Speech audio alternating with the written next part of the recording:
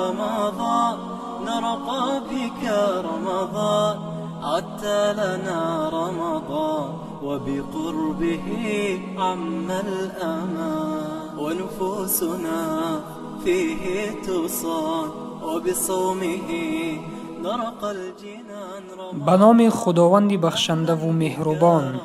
روزه ماه شریف رمضان یکی از رکنهای اسلام می باشد.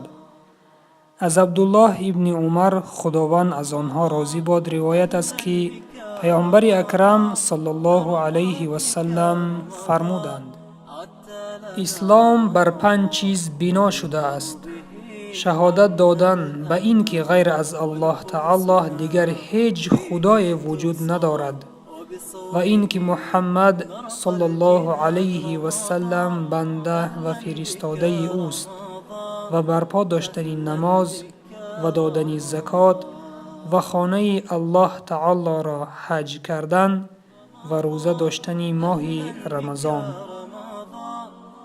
برادر ایمانی هم از این حدیث به ما معلوم گشت که روزه داشتن در ماه شریف رمضان یکی از رکنهای اسلام می باشد و ترک آن گناه کبیره به حساب می رود. پس بیا در این ماه روزه این ماه را بدار و امر خدا را به جای آر. السلام علیکم و رحمت الله و برکاته.